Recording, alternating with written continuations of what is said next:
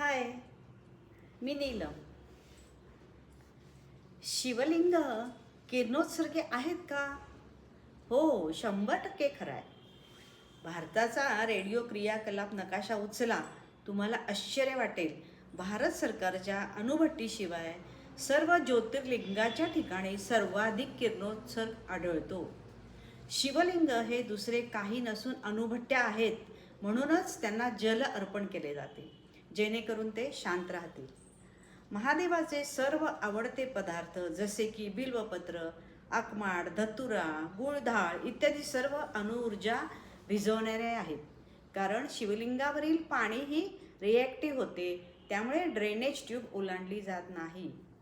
भाभा अणुभट्टीची रचनाही शिवलिंगासारखी आहे. नदीच्या वाहत्या पाण्यासोबत शिवलिंगावर अर्पण केलेले पाणी औषधाचे रूप घेते. म्हणूनच आमचे पूर्वज आम्हाला म्हणायचे की महादेव शिवशंकर रागावले तर प्रलय होईल. आपल्या परंपरांच्या मागे किती खोल विज्ञान दडलेले आहे ते पहा. ज्या संस्कृतीच्या पोटातून आपण जन्म घेतला ती शाश्वत आहे.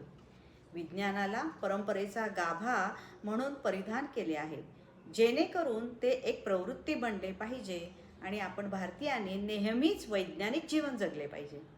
तुम्हाला हे जाणून आश्चर्य वाटेल की भारतात अशी महत्त्वाची शिवमंदिरे आहेत की जी केदारनाथ ते रामेश्वरपर्यंत एकाच सरळ रेषेत बांधलेली आहे.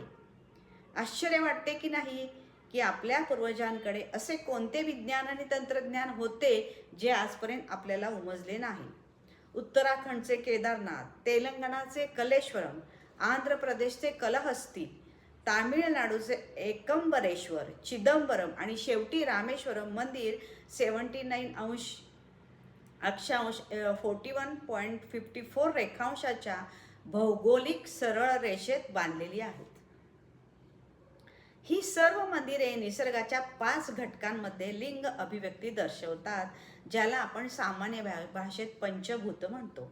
पंचभूत म्हणजे पृथ्वी, जल, अग्नी, वायू आणि अवकाश. या 5 तत्वांवर आधारित या 5 शिवलिंगांची स्थापना करण्यात आली आहे.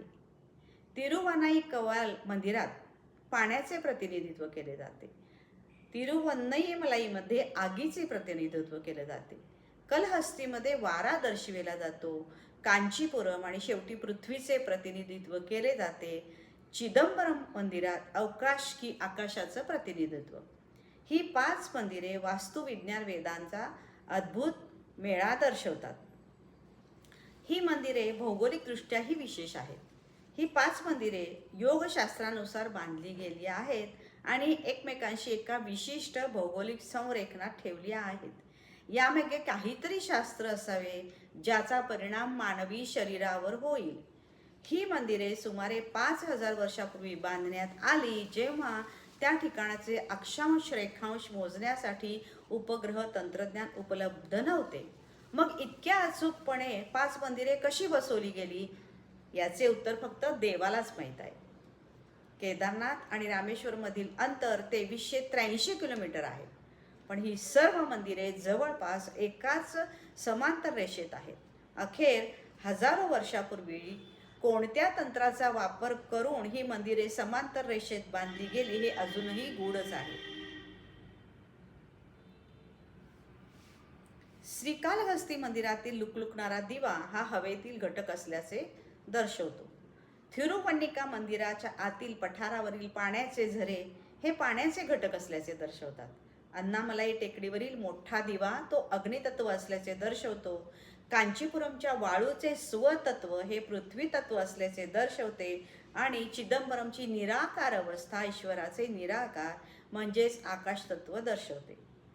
आता हे आश्चर्यकारक नाही की विश्वाच्या 5 घटकांचे प्रतिनिधित्व करणारे 5 लिंग एकाच ओळीत शतकापूर्वी स्थापित केले गेले आहेत. आपल्या पूर्वजांच्या ज्ञानाचा आणि बुद्धिमत्तेचा आपल्याला अभिमान असायला हवा की त्यांच्याकडे विज्ञान आणि तंत्रज्ञान होते जे आधुनिक विज्ञान देखील ओळखू शकत नाही. असे मानले जाते की केवळ ही 5 मंदिरेच नाही, तर या रेषेत अनेक मंदिरे असतील जी केदारनाथ ते रामेश्वरमपर्यंत एका सरळ रेषेत येतात. या ओळीला शिवशक्ती अक्षरेखा म्हणूनही ओळखली जाते. कदाचित ही सर्व मंदिरे 81.31119 अक्षांश मध्ये येणाऱ्या कैलासला लक्षात घेऊन बांधली गेली आहेत. याचे उत्तर फक्त भगवान शिवालाच माहीत आहे. आश्चर्यकारक गोष्ट, महाकाल उज्जैनमधील उर्वरित ज्योतिर्लिंगांमधील संबंध पहा. उज्जैन ते सोमनाथ 777 किलोमीटर, उज्जैन ते ओंकारेश्वर 111 किलोमीटर, उज्जैनपासून भीमाशंकर 666 किलोमीटर, उज्जैन ते काशी विश्वनाथ 999 किलोमीटर, उज्जैन ते मल्लिकार्जुन 999 किलोमीटर, उज्जैन ते केदारनाथ 888 किलोमीटर, उज्जैन ते त्र्यंबकेश्वर 555 किलोमीटर, उज्जैन ते बैजनाथ 999 किलोमीटर, उज्जैन ते रामेश्वरम 1999 किलोमीटर आणि उज्जैन ते घृणेश्वर 555 किलोमीटर.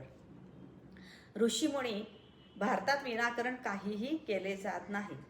सुमारे 2050 वर्षापूर्वी उज्जैनमध्ये सूर्य आणि ज्योतिषाची गणना करण्यासाठी मानवनिर्मित उपकरणे तयार करण्यात आली आहेत आणि जेव्हा 100 वर्षापूर्वी इंग्रज शास्त्रज्ञाने पृथ्वीवरील काल्पनिक रेषा म्हणजे कर्करेषा तयार केली तेव्हा त्यामधील मधला भाग उज्जैनचा निघाला. आजही सूर्य आणि अवकाशाविषयी माहिती घेण्यासाठी वैज्ञानिक उज्जैनमध्ये येतात.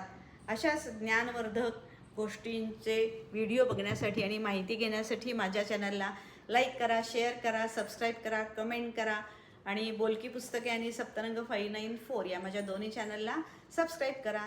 धन्यवाद.